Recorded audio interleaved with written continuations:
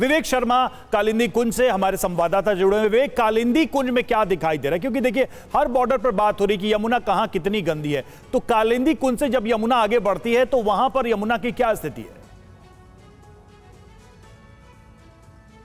देखिए, कालिंदी कुंज की अगर बात करें तो कालिंदी कुंज हमेशा जो है कहीं ना कहीं चर्चाओं में रहता है, क्योंकि यहाँ पर काफी झाग जो है वो देखने को मिलते हैं। और इस वक्त की तस्वीरें भी आप देख सकते हैं कि कालिंदी कुंज पर आपको जो हल्के फुल्के झाग है वो तस्वीरों में नजर आएंगे। यहाँ जो अमोनिया का मात्रा है वो ज्यादा नजर आ रही है। देख सकते हैं कि झाग जो है वो आपको चारों तरफ इसी तरह से नजर आएंगे और इसी को लेकर काफी विवाद जो है वो छठ पूजा के दौरान खड़ा होता है और कहा जाता है कि यमुना को साफ करने की हर बारी बात की जाती है। बीजेपी आरोप लगाती है आम आदमी पार्टी पर, लेकिन झाग हमेशा नजर आते हैं और आज भी यही तस्वीरें यहाँ पर देखने को मिल रही है। और जिस तरह से दिल्ली की मुख्यमंत्री आतिशी ने कल आरोप लगाए थे कि हरियाणा जो है वहां पे जो फैक्ट्रियां हैं, तो विवेक, कालिंदी कुंज तक विवेक जल्दी से बताइए कि कालिंदी कुंज तक आते आते क्या यमुना साफ लग रही है, बेटर लग रही है? क्योंकि अरविंद केजरीवाल ने कहा कि हमने तो जहर रोक दिया जो हरियाणा सरकार ने मिलाकर दिल्ली वालों के लिए भेजा था।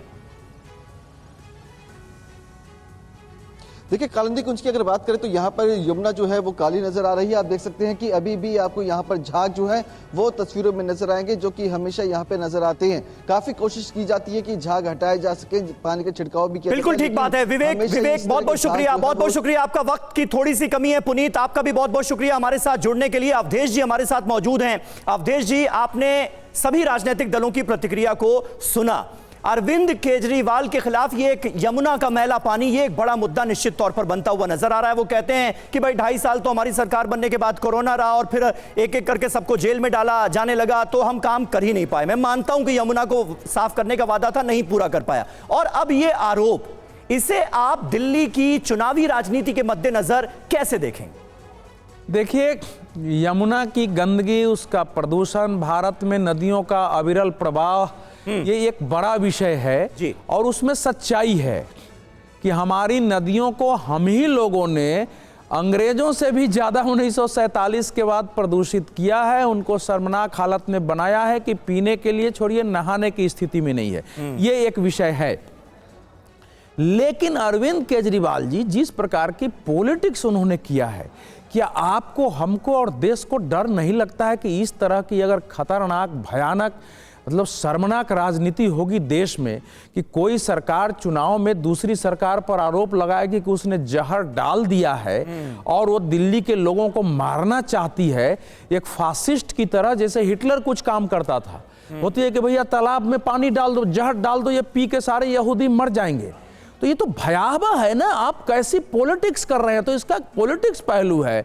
केजरीवाल जी ने पहले कहा कि बीजेपी की सरकार और उनके लोगों ने, तो दिल्ली पुलिस हमको मारना चाहती है, इसलिए 22 कमांडो हटा दिया। आप बताइए, कोई राजनीति कहीं भी जा सकती है, कोई सरकार, राजनीति या कोई भी पार्टी एक दूसरे के नेता को मारना चाहेगी। अब दूसरी बात, आप अरविंद केजरीवाल की मंशा पे प्रश्न कर रहे हैं या उनके शब्दों के चयन पर? नहीं, वो मंशा है ना कि आप इतने राजनीति को इस सीमा तक ले जाओ जब कहीं ना कहीं आपके अंदर असुविधा भाव पैदा हुआ है कि शायद इस बार के चुनाव में हमारे लिए परेशानी है। और जो जमुना कल मुद्दा नहीं था, जो उन्होंने कहा कि जमुना से वोट नहीं मिलता है, वो लोगों के बीच धीरे धीरे मुद्दा बना है। पॉल्यूशन भी मुद्दा बना है, उनके अपने क्षेत्र में बना है। तो फिर हर चीज को, चूंकि उनको दूसरे को आरोप लगाओ, मैं पीड़ित हूं, मुझे तो कोई उपाय ही नहीं है, इस दृष्टि से लड़े। अब सेकंड बात पर आते हैं। देखिए, दिल्ली का कोरोना काल के जहां तक सवाल है, कोरोना काल में जमुना ज्यादा शुद्ध हुई थी, प्रदूषण मुक्त हुई थी, उसकी रिपोर्ट आ गई थी, देश भर की नदियां शुद्ध हुई थी उसमें। बिल्कुल बिल्कुल। उसके बाद उसको बनाए रखने की जिम्मेवारी किसकी थी? दिल्ली प्रदूषण नियंत्रण बोर्ड ने कहा है कि सभी योजनाओं को मिला दीजिए तो 8 से 9 हजार करोड़ रुपया जमुना की शुद्धि के लिए 2015 से 23 तक दिल्ली सरकार को मिला है। 23 एसटीपी प्लांट बनाए जाने थे हरियाणा से लेकर, इसमें 12 दिल्ली में थे और 12 में कुछ काम भी हुए हैं। उस एसटीपी को जिस ढंग से वार फ्रंट पर बना के उसको चालू करना चाहिए था, यह जिम्मेवारी किसकी थी आप दिखा रहे हैं। अगर वहां से, ये बात तो सच है कि चाहे वो हरियाणा हो, उत्तर प्रदेश हो, वो सब में जो पॉल्यूटेड कचरा है वो जमुना में कुछ आता है, लेकिन दिल्ली के इतना कि 28 नालों की गंदगी जा रही है, कोई ट्रीटमेंट प्लांट चल नहीं रहा है, चलाने की कोशिश नहीं हो रही है।